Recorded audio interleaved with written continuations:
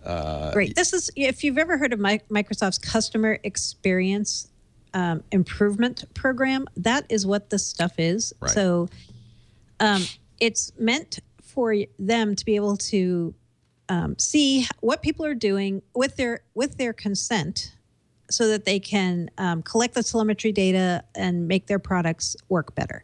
There are ways to disable these patches. GHacks had some things on their site about how to disable them, and Microsoft is saying, it's an opt-in optional programs, the customer experience program. If you don't want to be in it, you can say no, right? There's always been a And so checkbox for that. Would you like to there is a participate? checkbox, Yeah. and you can say no. Yeah. Right. So yeah, they did, and Peter Bright wrote a really good piece on this for ours. He said, Well, what Microsoft's doing isn't so crazy or dastardly. The part that they're doing wrong is making this just happen without informing customers about what they're doing. Yep. I wish someone had raised the fact that Microsoft doesn't communicate well. No one ever says seems like that's something that, Yeah. And I'm sure part of the reason they don't do that is because they know most people will flip and go, no, I don't want to be in this. And their point is we should try to get as much telemetry data as we can, but still it makes it look like they're trying to pass stuff by people without them understanding, right?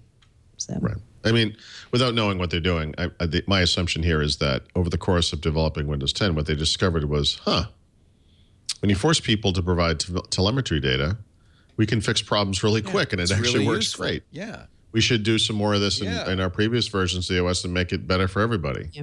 It really is kind of a benefit to the user base, right? Because problems get fixed. Right. I mean, the running gag in Windows 8, probably Windows 7 timeframe as well, is that every once in a while you get this dialogue that would say, hey, we just collected a bunch of diagnostic information about the problems you've been having with the computer. Would you like to check to see if there's a solution? And you say yes, and it just always says there's no solution. I suspect they want that to actually work, Customer service or customer experience improvement data is not privacy related. It's nothing to do with they're not like, listen, we need to store a copy of your customer database or your contact database in order to find out what's going on with your video card driver or something. Would be like an insane, as I think people are commingling these things. This has nothing to do with your private data or your privacy, your personal information, nothing. It has nothing to do with it. I agree that they should be more transparent about it. But, even this Peter Bright article, which is probably more fair-minded than anything I've ever read about this. Doesn't he? Yeah. Yep, and it still says Microsoft accused of adding spy features to Windows. What it should say is, insanely, Microsoft is being accused of adding spy features when it is, in fact, done nothing of the kind. Yeah. And it's just, it was boneheaded the way they did it. It's Microsoft. That's what they do. They are boneheaded. But this is not related to privacy. But there's a nexus. Microsoft's boneheaded, and blogs want clicks. Yep, want clicks. And and you're going to get a lot more clicks if you say privacy violations continue. And I look at every time something like this happens. You know this. I mean, I look at it. I'm looking for the smoking gun kind of thing, and then you figure out what's going on, and you're like, really? That's what this is? This is what's this is? I know. Yep. I don't know. They need somebody, a crisis management expert, somebody like a Mark Penn. Or Mark Penn explicitly. No, what they need is someone who can prevent crises from happening in the first place. Clear communication would help a lot. Yeah. I feel like Microsoft internally knows exactly what this is and doesn't think it doesn't even know that it will be seen as that somebody will. Yeah, but how many times you got to get pinged before you realize, I need to wake up and do something about this? Yeah. It's stupid. I really try to resist the sensationalism that is rapidly sweeping the tech reporting business. Yeah. And I don't even, I only write about this stuff to say this is dumb. Everybody sees, I've not written about people this. see 12 headlines that say privacy violation, and one from you or Ed Bott or Mary Jo that says, no, come on. Yep. They're going to remember the 10. Yeah. It gains truth and gains power by repetition, even if it's inaccurate. I don't know, Mary Jo, if you get this kind of thing, but I will get this kind of feedback. In other words, I could write something that says, look, this is so overblown, it's nothing, it's blah, blah, blah. And then someone will say, well, of course you would say that. Your livelihood depends on Microsoft succeeding. I get the same thing. And it's like, I get the same thing all the time. I don't know what to say to that. I mean, I spent several years during the antitrust trials demanding that this company be broken asunder into as many parts as possible. I thought they were the most evil organization that's ever graced the planet Earth. I mean, like I'm not a mindless cheerleader of Microsoft. I don't even understand that argument. I mean, I can write about technology. If I could move along, trust me. I use this stuff because I like it a lot. And in many cases, not in all cases, as noted earlier, but Windows in particular. And I look at this stuff with a very critical eye. And believe me, if there was something here, I would be all over it.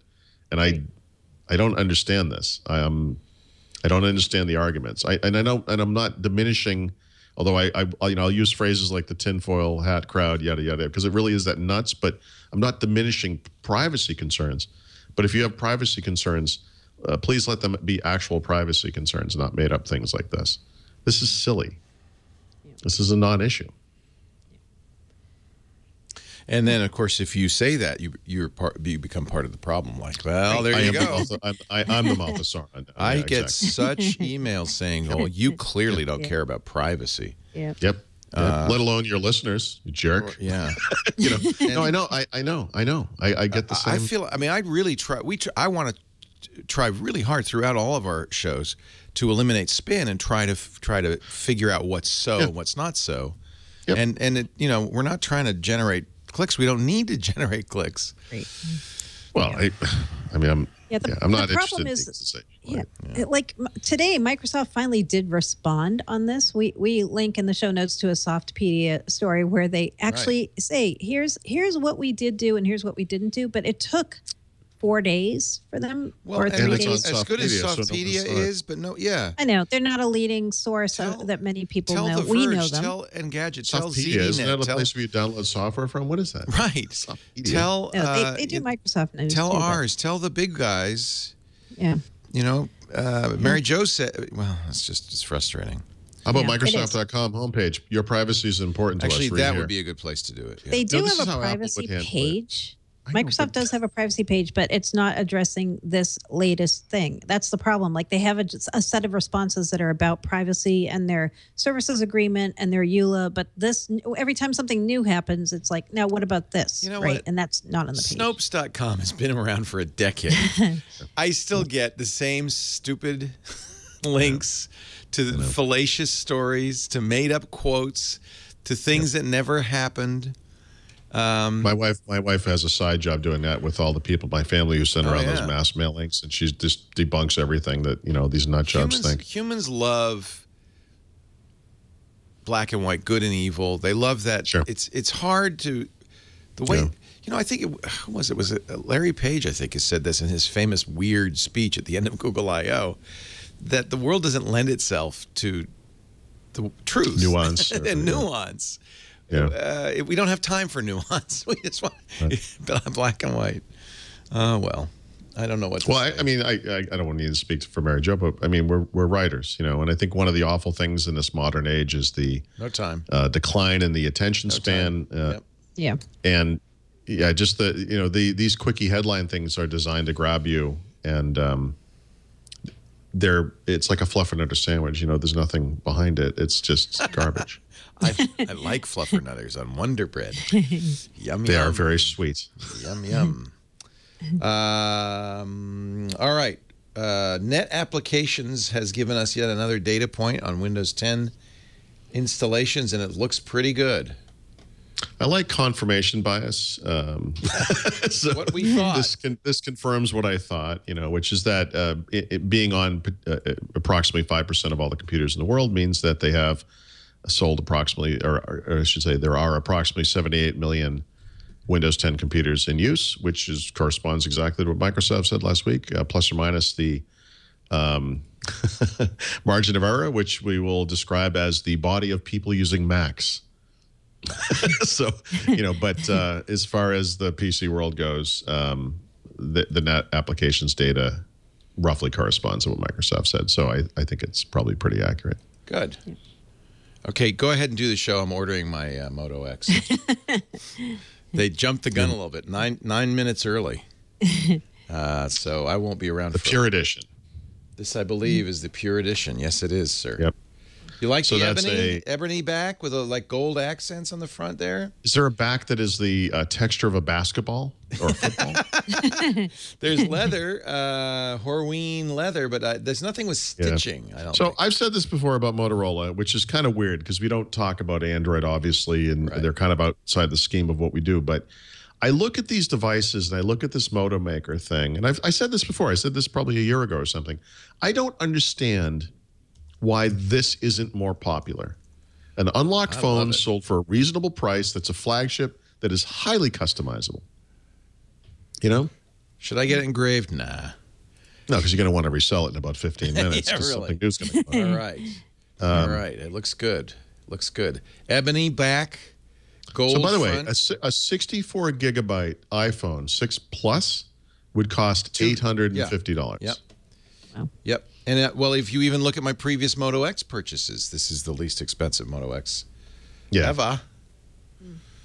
All right. So is that all they pre-announced, or? Well, I'm sure the's more. I just I'm sure there is. I'm sure you know, and in 8 minutes you'll be able to tell us. He's drinking, so he won't be tempted to blow his cover. Moto Surround Turbo Power 15 charger.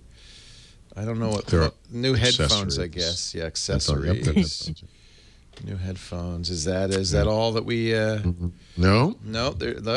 Should I check out? Well, you know what I'm going to do? I'm going to check out just because this way I'll have it before anybody else does. Sorry, I didn't mean to distract. Didn't mean to disrupt. We can just keep going in the show now. I'm excited about what too. No, you're all right. not. So what about? All right. So we'll just move on. Windows 10. Yeah. Yep. Build 10.532 came out last week. Friday, was it? Friday or Thursday? Yeah. Friday. Yeah. Thursday. That's threshold 2 or no? Threshold 2. Second post RTM build. Not that there is an RTM. Got a blue screen of death immediately. Seriously, you got a boot. Worked out okay for me. Oh, you did? Okay. Yeah, it was fine here. I rewound. And I don't know why I got that because I hadn't installed anything. It was still a clean install. Mary Jo, are you on the fast ring? Are you doing that, or are you just going to stick on RTM? I am not doing that. Well, you're right. It probably was. Although this one's pretty good. A lot of people have complained, because there's nothing you can't complain about, that when you right-click on different parts of Windows 10, you see different styles of menus, right? Like here's a menu that looks like it's from Windows 7. Here's one that's kind of the Windows 8 style. Here, oh, look, here's another one that's sort of the new Windows 10 style.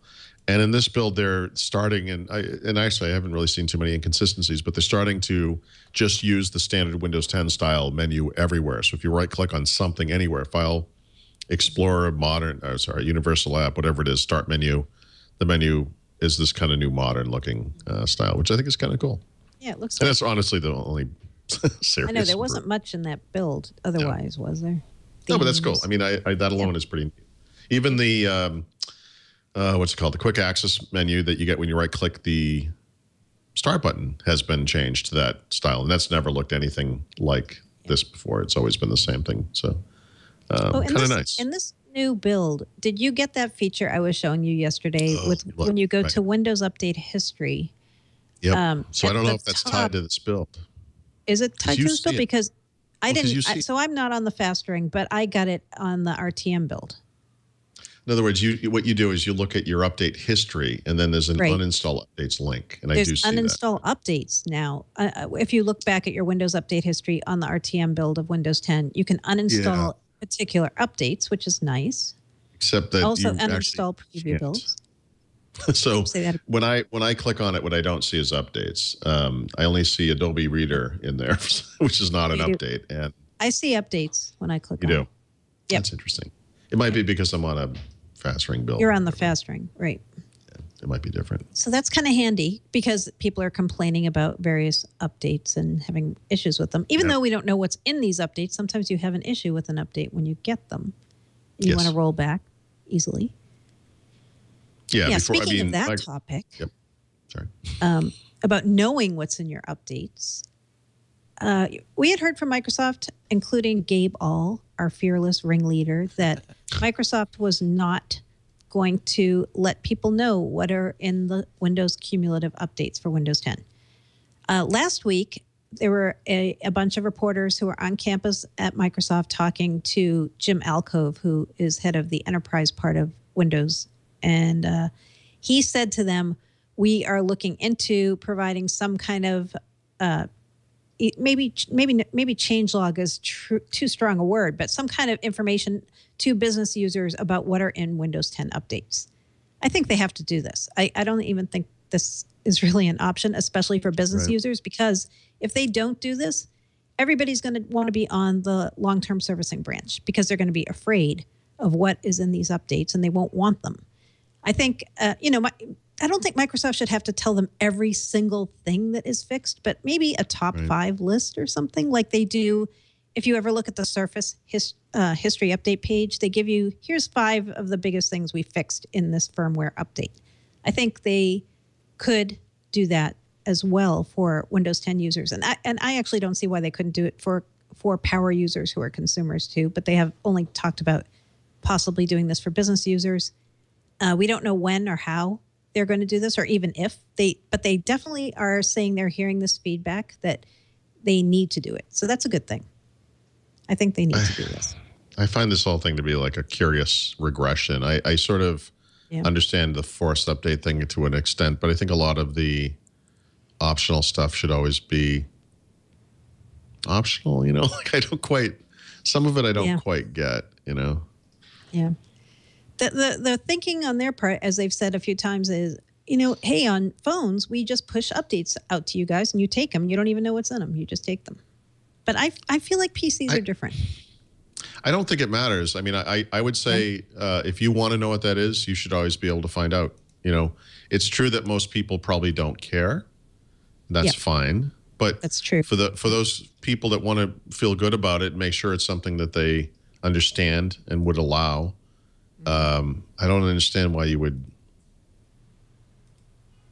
prevent them from doing that. It just doesn't make sense to me. They've said, Gabe All has said on Twitter, it doesn't provide any real value add, and it's a lot of work for us. But I think explaining yourself is often a lot of work. Yes. And what's the point? I mean, there's no value add. There's no value add. That's a little tone deaf. I just think that's a mistake. Yeah. Especially because we've seen for one, all of the updates coming, or not, I can't even say all, many to most of the updates we're getting for Windows 10 are cumulative updates. So if whatever you didn't get in the last update, anything from that point forward will be applied. But if you don't know what you got in the last update, you're kind of like, okay, is this going to fix the issue I have with blah or not? I don't even know if they're aware of that issue or trying to fix that issue. So I think that's why this is coming up a lot. Okay. Yeah, so hopefully they're going to do this. Oh, Microsoft. Keep the pressure on.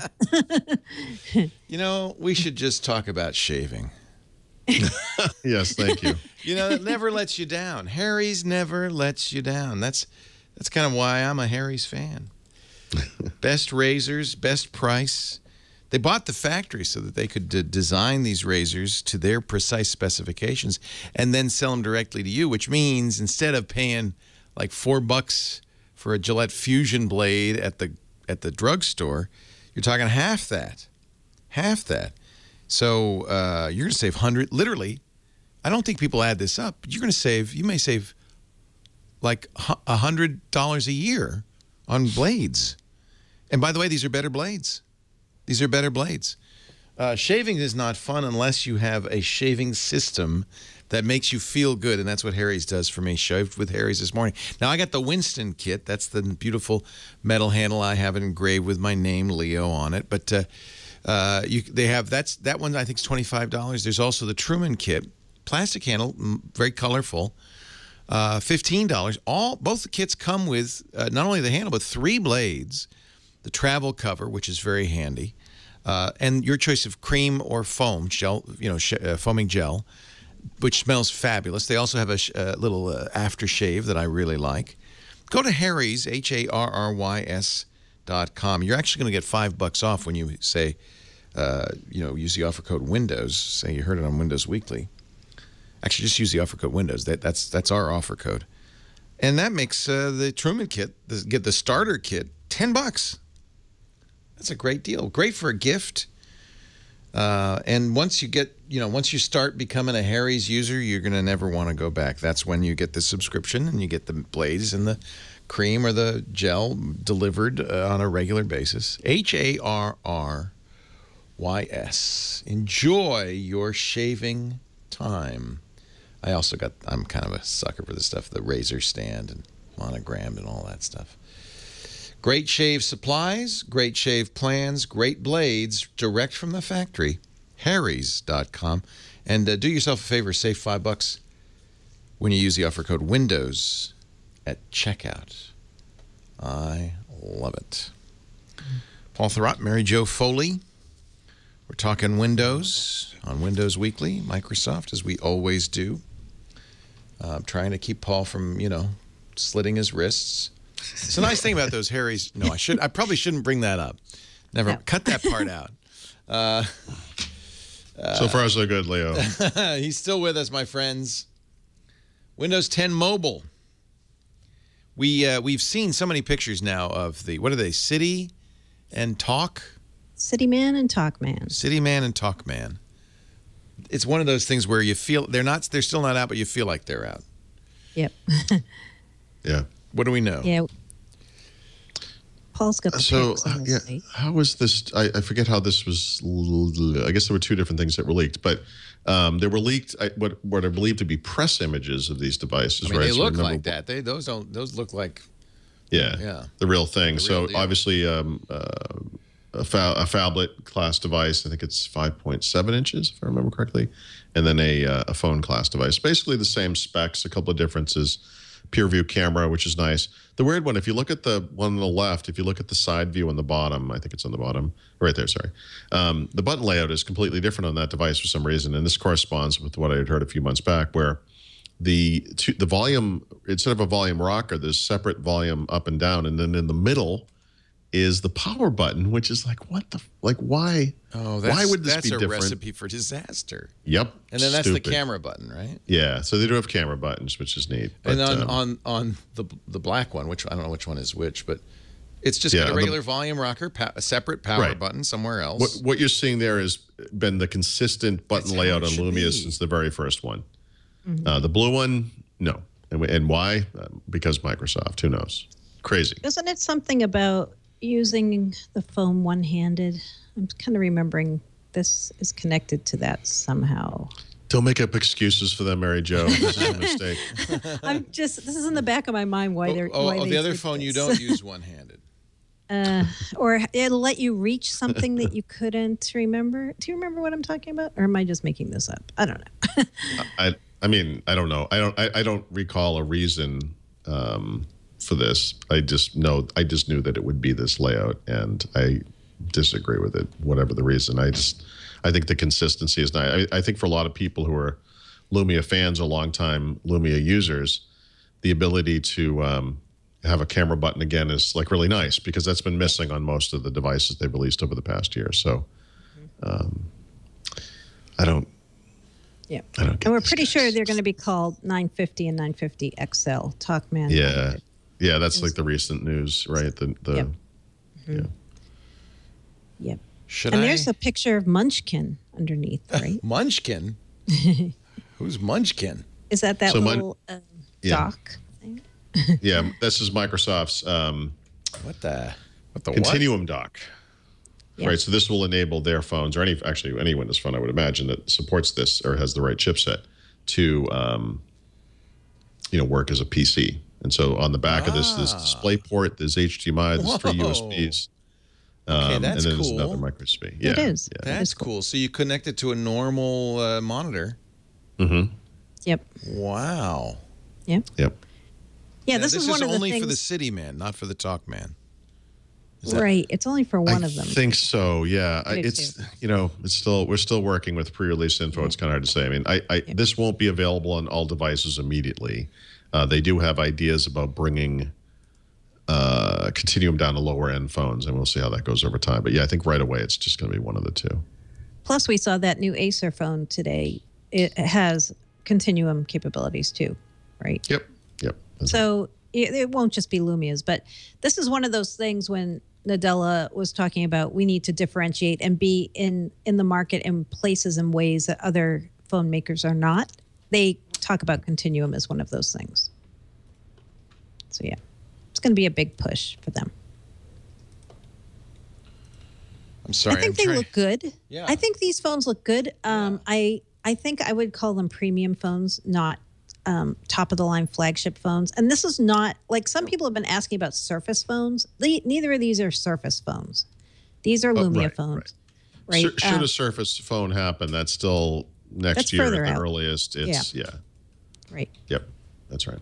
Yeah, I had an email this week for someone who wanted me to come on an investor radio show to talk about the imminent Surface phone. I'm like, nope, it's not imminent, and we don't even know if it exists. Yeah. So that's rumored to be atom based. Oh, is it? Yeah. Yeah. Is it a Type C connector? Do we know for Lumia 950? On these or in the kind of with that? Maybe that's why it's only available on the City Man or whatever it is, Talk Man. Maybe that's why, because it's that special. It kind of looks like a C, doesn't it?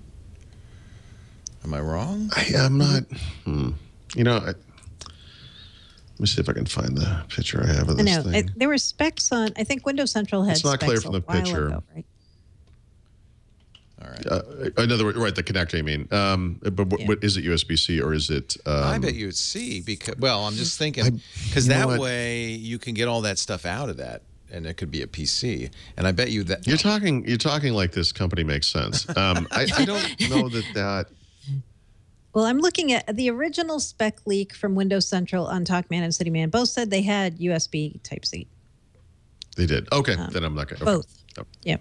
If that's I don't know if they've changed that since then or not. All right. Well, whatever connector that is, that Munchkin dock has two of those ports. There's one on the back and there's one on the front. Right. And actually, that would kind of make sense because if you look at that picture again, the photo, the cable has the same end on either side. It's very rare to see micro USB on both ends of the same cable. Yeah. Right? Right. Right.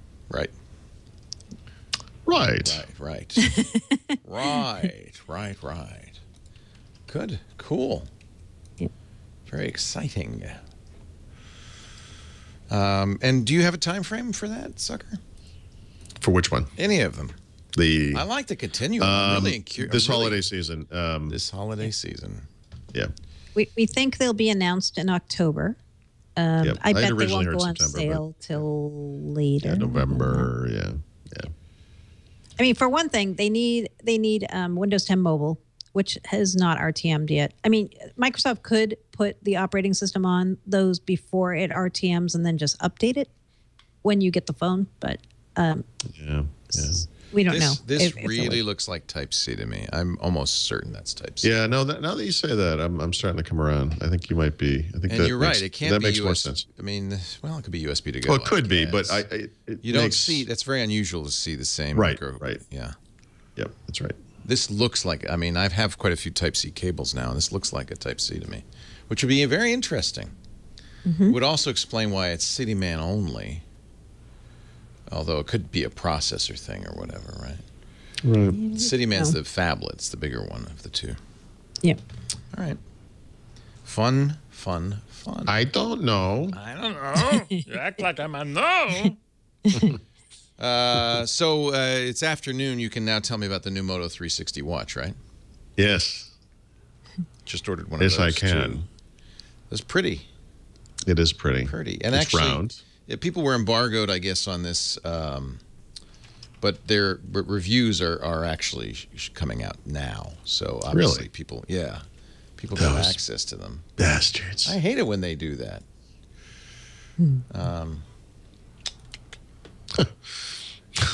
That's funny. Yeah. What do you want to know? I'm sorry. What do you got? What do you got?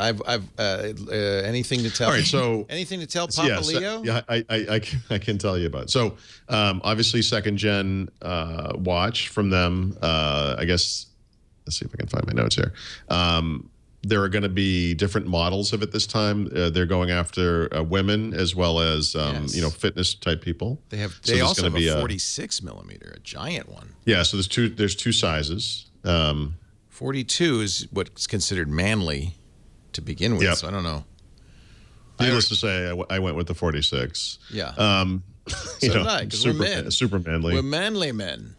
We're men who like men. No, so 2K sizes. They have a nice trigger mechanism for getting the strap off, and you can mix and match. You can get third-party straps and all that kind of stuff. A lot of different straps. The customization on these things is insane. You can customize the color and materials of, the front part of it, the body of the watch, the sides, obviously the straps, different, and all the bands and all that kind of stuff. Latest version of Android Wear, lots of stuff going on there. They have their own kind of live dial thing where you can have a watch face with 3 kind of circular like complications where apps can kind of peek through. So there are obvious things like weather, calories, steps, battery, another clock, like you would see on a traditional watch. Integration with a lot of car stuff. So you can use this to, like Ford is using this. You can start your car with this. You can lock and unlock the doors with it. You can, do all that kind of stuff. Like see the energy efficiency of a new Ford car. So there's a sport model. Yep. That one's coming a little later, though. That's GPS built in, which is really nice. Yeah, right. It competes with the high-end running watches. Yep. Oops. Yeah, and it has a wick, the kind of silicon band that it comes with actually wicks away sweat. Yeah. That's water resistant, and the prices are pretty good. So $300 to $420, depending on the model. I'm having trouble getting to that page. I did just order. I think this is a tough time to be buying. They're kind of busy right now. They're a little, kind of busy. Something's happening. I decided to go with silver chamfer, silver buttons, and silver band, and there you go, $400. Yep. So I think these look nice. I gotta say, I'm not. Looks like a watch, doesn't it? Yeah, it does. I like regular watches, so to me, it's like I almost pulled a trigger on the previous gen, and they had a crazy sale about a month ago. Right. But then I realized the reason they're having a crazy sale is because they're coming out with a new version. Right. So yeah, I waited to see what that looked like. All right. I went with all black. Did you? The dark. Yeah, you can get you can get, and then there's different. Yeah, there's textures and stuff. I think they're really, the Moto maker is, as you said, I think is a very smart move on their part.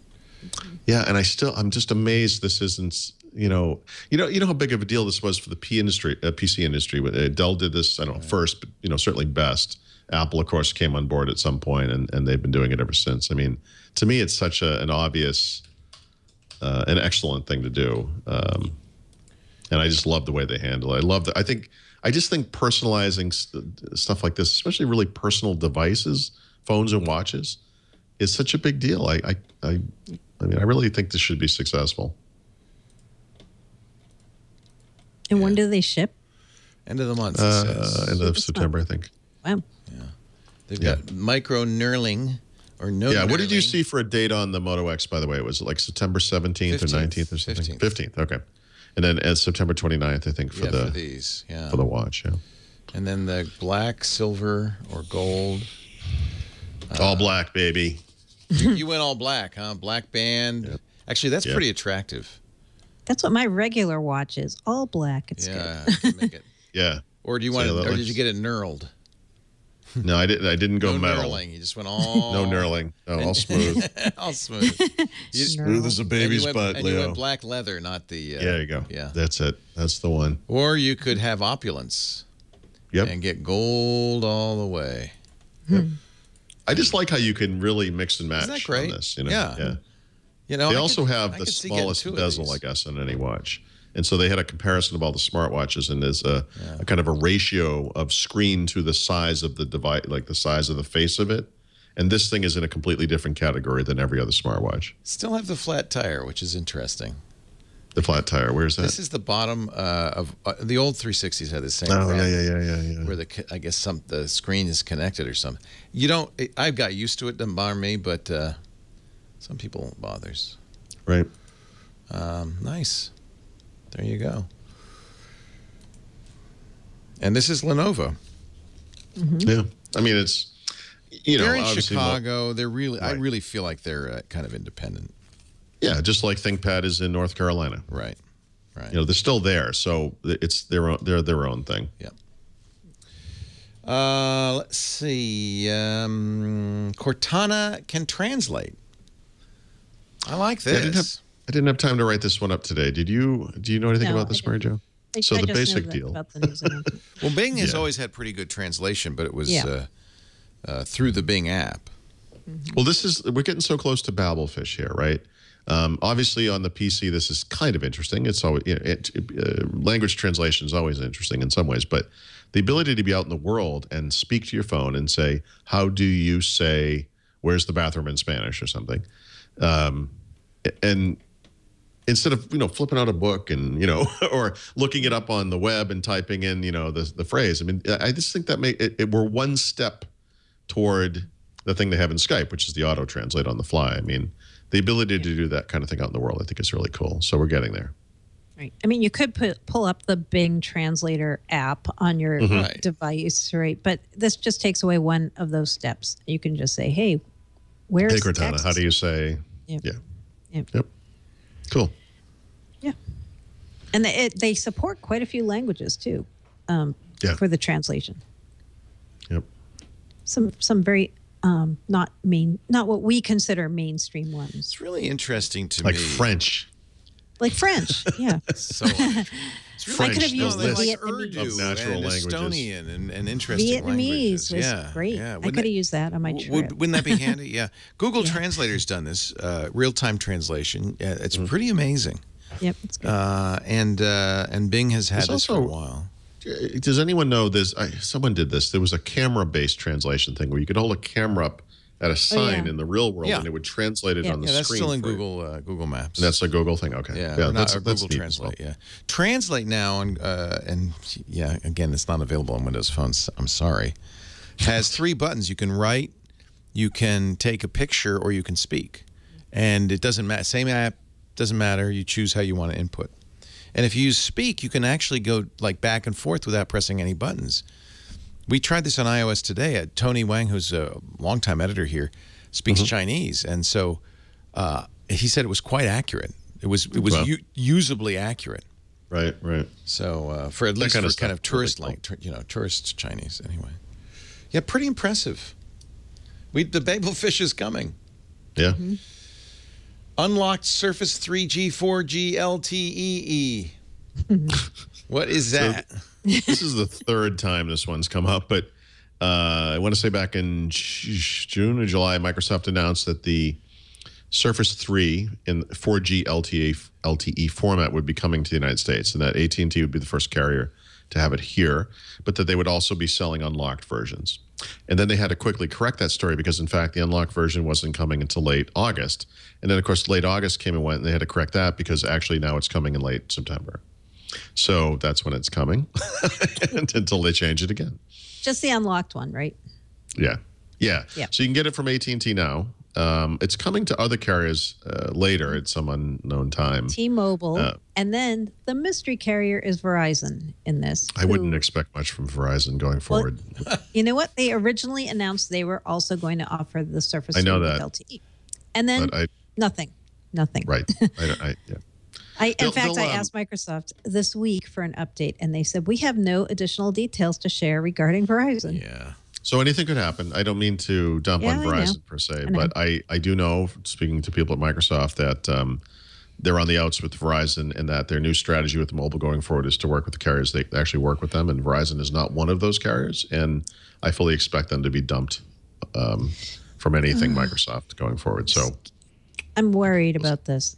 Being a Verizon customer. You should be, Mary Jo. You should. So maybe I will become an iOS or Stop. Don't say what you're going to say. Hold on. This is what will save it for you. Do not say the A word. What will save it for you is universal radios in unlocked phones that Microsoft will sell directly. Is that AM and FM? No. I mean antennas, like... but can you use those with Verizon because of CSM, GSM? Now you can, because everybody's gone LTE. So the good news for you good. as a Verizon customer is that CDMA thing, it doesn't matter anymore. It's going away. Good. Yay. That's good. That's why it has a SIM That's slot. going to make a big difference. I mean, it's one of the nicest things about being on AT&T or T-Mobile that you can use any world phone, International unlocked phones work great. By the way, the Microsoft Translator app does the live picture translate as well. It does. I thought I'd seen that from Google. Microsoft. Google bought WordLens, which was the original app to do that. But Microsoft obviously said, we can do that. The weird thing, I don't know about the Microsoft one, the weird thing on the Google one is it preserves the look of the sign, the font, everything. Yeah. You're looking at a sign in Spanish, and then you're looking at it on the screen, and it's... And that's augmented reality, arguably. Right? Oh, that's awesome. That's a cool feature. Imagine the HoloLens, if they ever get it so you can walk around and you can walk around in life and be in, you go somewhere where it's a Cyrillic alphabet or or ideograms. You're in Tokyo, you can't make head or, in Spain you can kind of figure out what's going on. At least it's, you can read it and Kaye, okay, I'm starting to get that. But Tokyo, you can't. But imagine if you had glasses, it translated that. I know. Unbelievable. Yep. Yeah, that would change everything. Travel's getting too easy, frankly.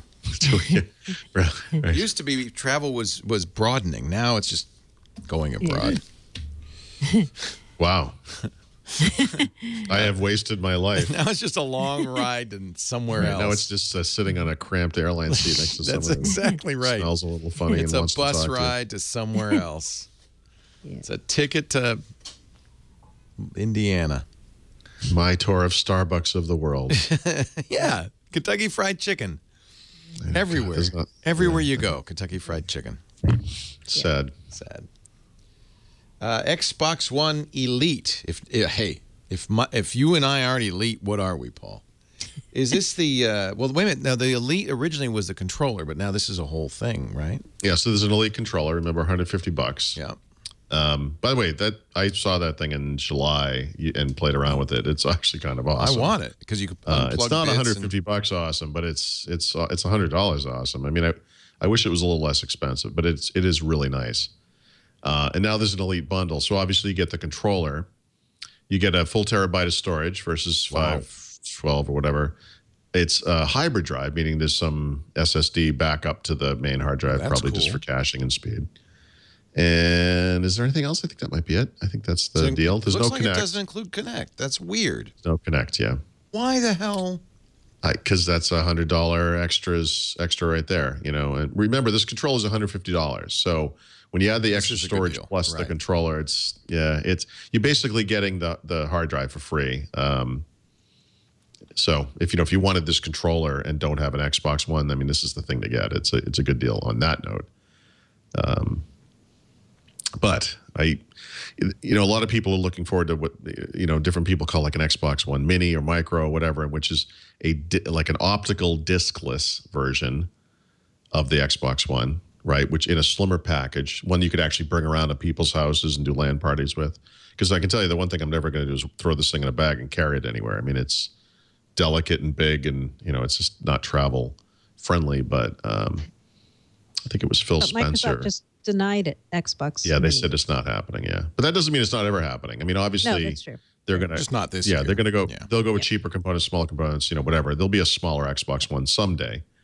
I don't need the drive. I would if given the choice, would get an Xbox One without a drive. The optical drive, but not now. Nope. And you could buy a Connect. I mean, it's not like you could buy a Connect. Actually, what I'd like to see is the optical discless drive version come with a Connect, the audio part of Connect in the front of it, so you could still do what will then be Hey Cortana. Someday we can dream. What's weird to me, yep, is everybody else. So you can see anything.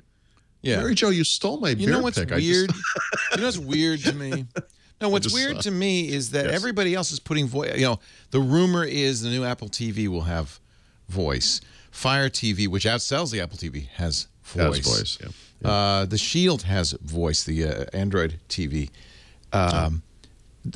As I think the Google Play Nexus that nobody owns, I think also has. So, but these things all require you to hit a button on a remote and use it like a microphone. Right. Right. I think the way that Microsoft does it on Xbox One is really cool, and the way that Hey Cortana works on PCs and phones, if you enable it, is really cool because you just talk, it's natural. You just talk. I'm just saying, if they're pushing the home media center portion of this to have parity with everybody else's home media center, Leo, I don't know if you've been paying attention to the news. I'm sorry. The words media and center used together in a sentence are no longer okay. Oh, well. Mary Jo, if you will indulge us for a moment longer. Yes, I will on Xbox. I've been looking at this Games with Gold this month. Oh, shoot. Speaking of which, I need to pre-order. I need to order these. Some of these I don't even. What is this game? Is what I'm asking. What is it called? Which one? Dear God. Yeah, Dear God. That's brand new. Actually, as that? of the day I wrote this, it wasn't even available yet. Are you a god that is a deer? No, you're a pixelated deer. So it's some kind of. I've never played it. It's like 8-bit. It looks like Minecraft. It's so weird. Yeah, it's supposed to. It's like a 3D, 8-bit looking thing. It is a. Yeah, it's like a role reversal game. You're the deer being hunted. You're the deer hunting hunters. Oh, good. Yeah, that'll be fun. Do it's I get a gun? Game. What do I have to use my hooves? You have antlers. You have defenses. Deers they're very violent creatures, Leo. Seems a rather lopsided battle. Right. Guys, this is why I'm not a gamer. Just saying. This is why? Because of Dear God? Which Deer hooves. And you're a vegetarian. So I think you'd want to play Dear God. Right. As long as the deer wins. Right? You know what? It's only $15. I'm buying it. I'll give you a report. No, it's free. You can get it for free. Oh, it was $15. That's the point. It's free now. It's worth every penny of it. Yeah. And then there are other weird games on here. I feel like the gold stuff, the free gold stuff is actually, a little odd. At least two of these. Two of these Crisis are really 3 is great. Yeah, classic shooters like Tomb Raider Definitive Edition, third-person shooter. By the way, normally costs $30. You know, I got too much stuff though. I bought Gears of War because of you. Oh, by the way, yeah. This podcast. So I went away over the weekend, so I didn't finish the game yet. The Gears of War for Xbox One is the version from the PC, so it has that extra mission in the middle where you fight that Godzilla Brumac thing. And recording this podcast has literally interrupted my killing of the Brumac, which is that awesome, it looks like Godzilla thing with a rider on it and rockets on his arms. So as soon as we're done here, that's what I'm going to do. Back to the Brumac. Yeah, that's a great game. Chat room explained, Dear God, how it works. Okay. You go out and you stand in the middle of the road and hope the hunter hits you with his car and damages it. Then you just kind of barrel roll at the last second and see if he can hit a tree trying to swerve. Yeah. A game of chicken with a car doesn't usually work out well for the deer, or actually for the car. Well, that's why it's a tough game. Yep. Yeah, so it's like a Psygnosis game from the 1980s. Yeah, remember them? Yeah. There's no help or starting over there. You just you die and then you go back to the beginning. Right back to the beginning. Yep. All right. I'm sorry, Mary Jo. We're done. Okay, I'm good. We've satisfied our male gaming urge. Have we? Have we? And now my software picks will be 5 games. Yeah, exactly. Hey, before you do that, though, let's pick a book. What do you say? It's time for Audible.com. I love my Audible books. I listen to them all the time. And, now that I have the Amazon Echo, I have two. I like the Echo so much, mostly for this, that I have one in the bedroom and now one in the kitchen. I'm thinking of getting another one. I am freaked out by how much people like this thing. For the one thing, I mean, I don't have one. You could say, for instance, you could say Echo, listen to Twit. You have to say Twit Live, not Twit Live. Nice. You could say Twit Live, but she'll say Twit Live. Listen to Twit Live on TuneIn, and it'll be playing us, the stream, like that. What does it play out of, though? The tube, the Echo tube, has a fairly good mono speaker in there. It does. Yeah, and it's pretty good. It's good enough for spoken word. It sounds great. Podcasts sound great, and it's microphones. They're array microphones, so they go through the whole room. So you can be across the room and just say, "Hey, Echo, read me my book." This is my favorite command. Read me my book, and then it knows what the last audible book you listened to is, and it starts playing it. Yep. It's awesome. That's interesting. I'm not sure if it's $180 interesting, but it is interesting. Yeah. Well, the first one I got was 100, so I figure I'm ahead of the game. $100 I'd probably just do it's worth 100. I don't know why they went up to 180, which is crazy. So Audible is the world's greatest audio bookstore. Paul and I are kind of fanatical about the whole thing. Yep. Audible.com is the place to go. Oh, look at this. Romance novels with Bite. The Immortal After Dark series. Oh, jeez. Dubliners? That would be nice. But that's a great book. The Dubliners, well. Yeah. So they get a little bit of everything. I don't know about this. I love the Millennium Trilogy, The Girl and the Dragon Tattoo, etc. I want to read this. So the cool thing about this, by the way, if you haven't read the original 3 Millennium series, you get them right now on Audible for free. Get the first one for free at Audible. Let me get the audible.com/windows. So what we're going to do is we're going to set you up with the gold account and give you your first book free. Paul and I, we're so fanatical, and that's why I like having the Echo, because I just listen all the time now. It's great because I have so many books in my library, and do you fall behind, Paul? I'm falling behind. Yeah. Well, yeah, because what happens is, for example, before I went to France, I bought this 28-hour Mountain Man compendium thing. Right. And I'm on the 3rd of the 3 stories, but it's taken a while to get through that. This is my my list here. I listen to the Great Courses, so I'm listening to a Great Course on the Middle Ages, 3-part course. Love it, because we were in Germany and I wanted. I hadn't read any Patterson, and I think we're going to get to interview James Patterson. So I'm reading Along Came a Spider, the first of the series. The early ones are the best. They really are good. I don't know. I'm enjoying it, and it's well written. Well read. There's a new Chinese sci-fi author that people are raving about. Cixin Liu, it's the 3-body problem. They've got it on Audible. The first 2 of the trilogy. I'm sure they're recording the 3rd right now. Supposedly, really like the new guy. Of course, Neil Stevenson, 70s. You see, I'm so far behind. Right. So I'm just finishing Season of the Witch, which is a wonderful story of history of modern San Francisco. What do you? Not the terrible 3rd Halloween movie. No. No. What are you listening to? So 2 things. Well, first of all, I'm still listening to that Mountain Man compendium, which I really think is fantastic. It is post-apocalyptic zombie stuff, whatever, but well written and well read. In France, driving around, my wife and I were listening to My Life in France, the Julia Child, Alex. Yeah, see, I like doing that as you're going around. I love that. Yeah. Of course, we'd been to Rouen, and a lot of the early stuff is, they get off the boat and they go to Rouen, and she has her first French food experience, which is so excellent. That was so amazing. Yeah. It's important that she doesn't read the audiobook. But the other one, this one's kind of interesting. No, I mean, I love Julia Child, but, enough, right? But I don't know how I found this exactly, but you may recall that Amazon has this subscription service where you can get Kindle books, like up to 10 of them a month or 10 total for this subscription, right? And so I've been, I try to justify me paying for this. I try to go in and, read as many of these books as possible. And I don't actually remember how I came across this author, but there's a guy, this program, by the way, it's called Kindle Unlimited.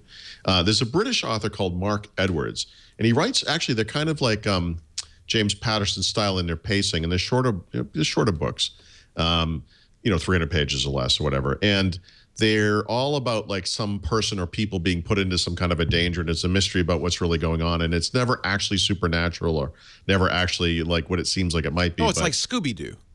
Okay. But so the Magpies is one of the 5 books I've gotten by this author. I've actually read all of the other ones on Kindle. This one I just discovered is available for some reason. When you get it with Kindle Unlimited, they give it to you on Audible as well. And it's actually the first one that he wrote, and it's the most popular. And I have not read it yet. I just started at the beginning of it. But now that I see it's on Audible, I'm actually going to do it that way. And that's actually kind of a cool little cross service kind of a neat thing. So the person who reads this is British, which may or may not be the atoms and particles shed by their bodies day after day. These things would merge to create an atmosphere that was not solely of Jamie or Kirsty. Oh, see, I like his voice. Yeah, I do too, but I could see some people. Well, that's the nice thing. You go to audible.com, you can actually listen to a preview of every book, so you kind of know what the reader's a big part of this because you know, if you don't like the voice, it's going to annoy you. But I'll tell you what, I love so many of these readers. In fact, what people are doing now is they're finding a reader they like, and then they're getting all the books from that reader, which is instead not the writer, the reader. By the way, that's how I found Mountain Man. So Mountain Man is read by R.C. Bray, who of course did The Martian. Right. And if you want to get a feel for this kind of zombie apocalypse thing, there is a free Audible book, a short story by this author read by R.C. Bray called The Hospital, which it's only an hour and 37 minutes. It's excellent. And it will give you a feel for the series. It's so good. Let me play a little R.C. Bray from Gus Mountain stood Man. by a row of freezers full of a sludge of melted ice cream, water, and rotting containers. See, he's always going to be Mark Watley to me. I know. Sounds like Mark Watley's reading it. Yep. No, actually, so that's funny because as the characters kind of solve problems and stuff, you think, like, this is just like the guy in The Martian. You know, how fun. Yeah. Yeah. Anyway, we could go on, and obviously we already have, but Audible, we love it, and you will too. Audible.com/Windows, 180,000 titles now, all kinds of literature, fiction, nonfiction, the great courses, which I love, language courses. Jeff Jarvis is doing the Pimsleur series from Audible, learning Spanish. It's just, it's something everybody should just have. Audible.com/Windows. Sign up today. Your first book is free. All right, let's start with you, Mr. Paul Thurrott. Your back of the book, tip of the week. Been talking like straight for 45 minutes. Sorry, Mary Jo. So actually, that's not a tip. What I have is just software picks. So the first one is Duolingo. I recommended this app back in, I don't know, March-ish when it was on Windows Phone. It is now available as a universal app on Windows 10. So you can get it on Windows 10 for PCs, Windows 10 for mobile. It is literally the Windows Phone app just ported over straight. And I've been using this since last September to learn Spanish. And it's fantastic. And it's free. Absolutely free. And always free. There's no moment where you have to start paying for anything or pay to get something extra. There's no paying. It's awesome. Free. Yep. The other thing that happened, the other software pick, actually, I guess technically there were two here, is Amazon Video has been around for a long time. On Fire devices, which are Amazon devices, the phone and the tablets, you could download movies and TV shows for offline viewing. And they just added this capability to Android and iOS, which is awesome. Not Windows, obviously, but if you have an Android device or an iOS device and you have this service, you should at least look at it. You get it for free as part of your Prime subscription if you're an Amazon Prime subscriber, which gives you all kinds of other stuff on Amazon too. Including 2-day shipping on most items for free and so forth. I played around with this today. It's funny, some stuff isn't available for offline viewing for, maybe licensing reasons, but a lot of it is. And, again, it's just another option. I think if anyone's watching, Netflix or HBO Go or whatever, like this is just one of the kind of possibilities you could have ready to roll. And now you can, depending on the devices you use, if you're going on a flight or whatever, you could download a movie or TV show and watch it on the go. And I don't know what the limit is, but I downloaded 6, I guess they were all movies. I was expecting it to kind of crap out after 2 or 5 or whatever, but I did 6, and so I don't know what the stop is, but that's pretty impressive. And then late breaking, I didn't write about this, but Hulu finally has offered a commercial-free offering, right? So Hulu, I don't know if is there a free version of Hulu? I think there must be. But even Hulu Plus, maybe not, right? There's free. And then there's the $8 Hulu Plus, which has ads, and now which there's has this ads, new which has always been crazy to me. Yeah. So this thing is what, $11.99, I think, and now it's actually ad free. Now, there's also a caveat, as with everything in life, not all of their content is licensed for free subscription viewing without commercials. So sadly, some stuff will still come with commercials, I assume is how it works. But I've stayed away from Hulu because of the commercial thing. If I wanted to watch commercials, I would DVR stuff. But I think this will make it more appealing to some people. Obviously, what you want to do is look at Hulu, see what the stuff is that's maybe unique or only available in that service, and then go from there and determine if you want to pay for it. All right. And it's a lot of stuff, not necessarily for Windows in there, but doesn't matter. Well, no, that's not true. A lot of it is. Picks. 2 of the 3 are for Windows. It was a pick. It wasn't a pick. I was scratching my nose. Okay, it was a scratch, not a pick. Mary Jo Foley, your enterprise pick, and I'm pretty sure it's a pick of the week. It is. My pick of the week has to do with portals, actually. Right now, if you're an IT pro, you have both Intune and Office 365, you have to manage the license assignments and subscriptions in 2 different portals.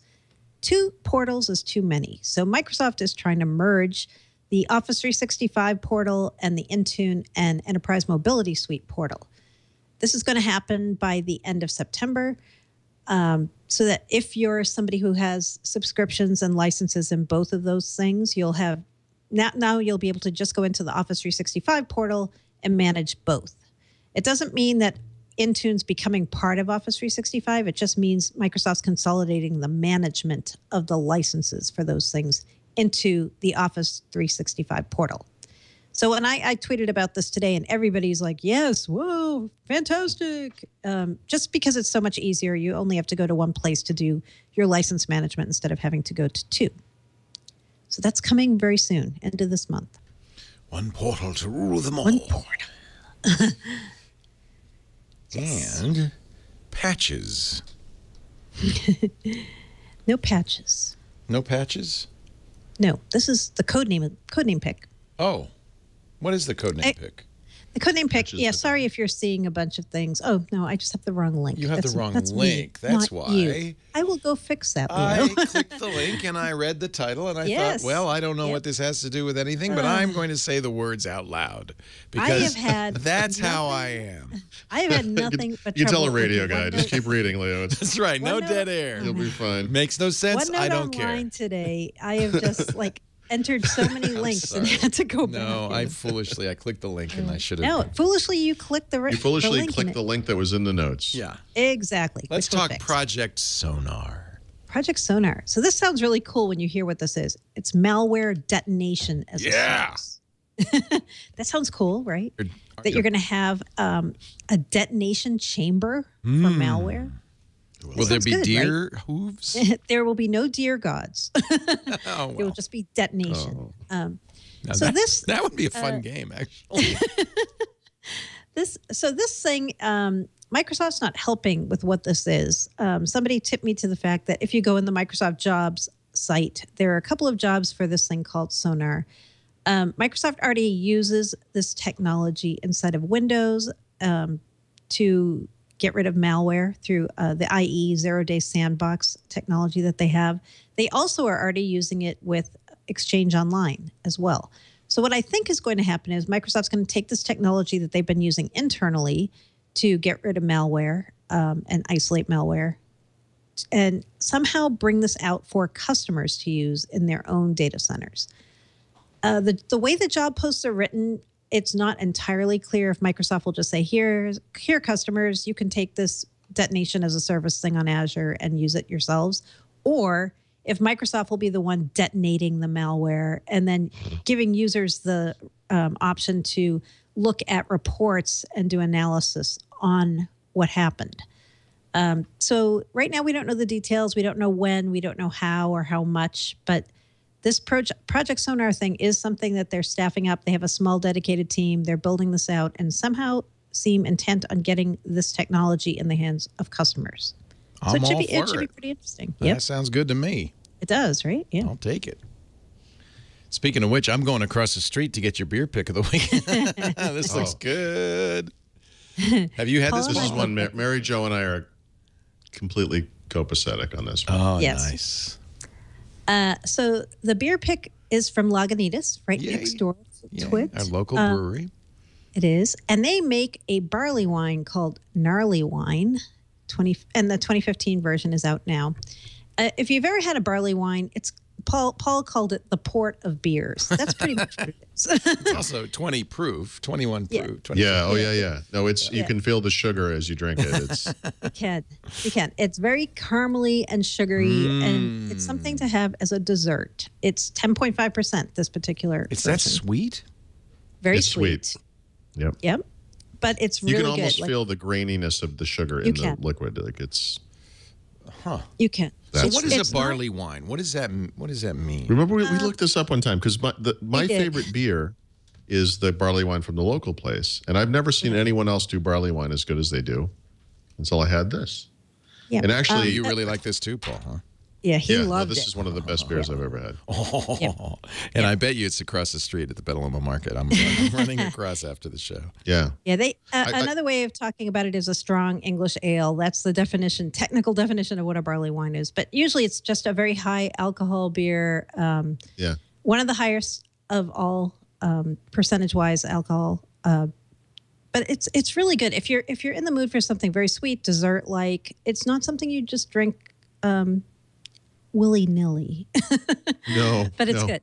Don't expect to drink a couple of bottles of this and then go anywhere. No. Well, there's 300 calories a bottle, so Yeah. if you do, it's lunch. Well, it's more likely a late night snack, and then we'll see you on Tuesday. I think I want to get some. Yeah, you should try it. I think you Flavors would evolve as hop bitterness yields to crazy caramel and rich toffee flavors. A 99 at ratebeer.com. Yeah, no, the score's out of control. Wow. It's the Tesla of beers, Leo. It's 103 on the 100-point scale. Yep. Wow. Yeah, it's really nice. So, Paul got to try some yesterday, and I get a little bit too. It was nice. If it's still there next week, I'll have it again next week. Actually. Oh, yeah. It might be at Rattle next week if they still have. All right. If you come to Rattle and Hum, maybe you'll get some. Wednesday, the 9th of September, 2015, 3 to 5 p.m. If they've got old gnarly wine, it's on me. Anything from Petaluma at Rattle and Hum, I will buy. Careful. Careful. I know. How much could it cost? Yikes. Well, I don't know. ask. What's $7 times 1,000? First round's on me.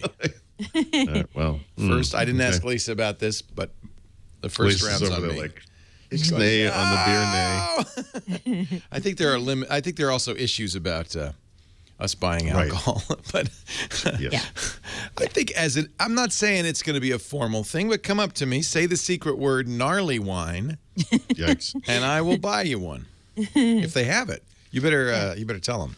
Well, they had it this week. They usually have something from Lagunitas on because they get a lot of their beer, which is great. I love that. We are so lucky. I mean, this now. By the way, they've opened a Lagunitas in Chicago, so Yeah. We saw Lagunitas in Ireland. what? Oh, really? Wow. Yeah. It's pretty amazing when it was really a small craft. I mean, beer. that's Sam Adams status. You know, like It is now. they're around. You know, But I know the guys. We've been there many a time. It's a great place. Sure. That's great. I love it. It's kind of like Twit, where who would have thought this little town of Petaluma, the best Windows podcast in the whole wide world, would originate. Yeah, I thought that the Harvest Festival was always going to be the biggest deal there, but apparently, It's the Butter and Eggs Day Parade.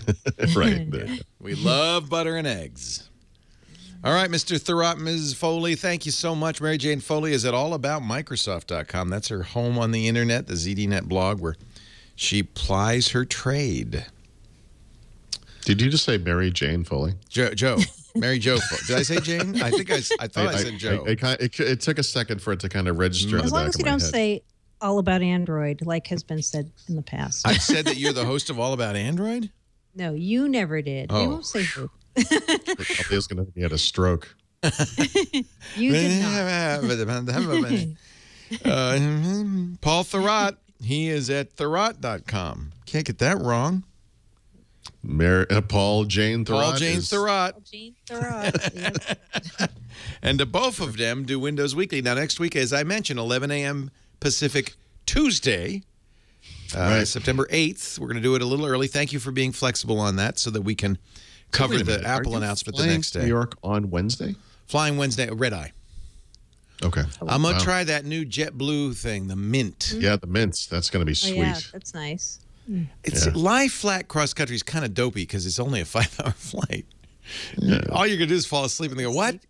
Now you want to get me up?" Oh, sure. But I do that at home. I mean, it's still better than sitting up and watching a movie bleary-eyed. 5 hours, middle of the night. Yeah, we're doing a red eye. I want to hear about that. I'm very curious about. Yeah, Mint. It's not that expensive. I mean, it's not as expensive. It's only New York, San Francisco, and LA right now, but it's coming to Boston, so I haven't been able to do it yet. I'll let you. I will give you a Mint update. Yeah, I'm a frequent flyer on JetBlue. On JetBlue, yeah. Boston was one of their first big cities. So make sure you if you're already a subscriber, you'll get it. It won't make any difference. You might even get it a day early. But for the rest of you, if you'd like to watch live, 11 a.m. on Tuesday, 1 p.m. Eastern, 1800 UTC. And then Wednesday, where if you tune in at this time, you'll be watching a lot of Apple stuff because, of course, that's the new Apple announcement. And if you're trying to get the Apple taste out of your mouth, come have some gnarly wine with us. Rattle and Hum, New York, New York, 3 to 5 p.m. Maybe, Mary Jo, there's some apple beer we could get for Leo. No! They often have an apple cider on, too. Oh, I do. You know what? I drink ciders all the time because I'm not a big drinker, to be honest. I'm kind of a lightweight. One of these gnarly wines, and I'm going to be going, I love you guys. You're really exactly. That's what happens. That's when you start buying rounds right there. Yeah. Let's make sure it gets a few of those up front. So I usually have a cider. I love cider. I love French-style cider from Bretagne. Well, they have 40 choices, 40 tap beers, plus many, many bottles. It is amazing. I guess there's no way in one day I could earn a mug with my name on it. The best part there, though, is like the wait staff are just they're just the quintessential New Yorkers. They're not super interested in anything, actually. I mean, what do you want? Excellent. You want some beer? All right, have some beer. Get out of here. So they're just so abusive. If you're not ready, you got to know what you're doing. And what do you want? I'm waiting here. It's just they're really funny. I get out. I can't. I don't have all day. What do you want? I'm very, very curious to see this mix of crowd and those people. You know, it's I'm so excited because Rattle and Hum's been legendary on this show for years. I've never made it there. I'm really excited about seeing you guys have come here many times, but to see you on your home turf, I know it's so weird. This is like, well, certainly for Mary Jo, it's just her home away from home. But for me, it's like one of my little meccas, you know. Yeah, I can't wait. And then Dick DiBartolo will be there as well. I will be there. Lisa Kensel Lisa Laporte now. I don't know if you heard, Leo.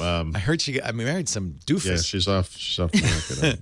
We'll all be there. I hope you will too. It's going to be a lot of fun. 3 to 5 in the afternoon on the 9th. So in a way, you get 2 Windows Weeklies if you come visit us. Thank you, everybody. We do Windows Weekly normally Wednesdays, 11 a.m. Pacific, 1 p.m. Eastern Time, 1800 UTC on Twit. We can always get it after the fact, twit.tv/WW, or subscribe. That way you'll get it every week. We also have those great apps our wonderful third-party developers have made for every platform, including the very nice Windows Phone app. Thank you, Dimitri Lee Allen. I haven't got the latest on the new one he's writing, the Universal one. Right. So I can't wait to hear about that. Thank you, everybody. We'll see you next time on Windows Weekly. Bye-bye.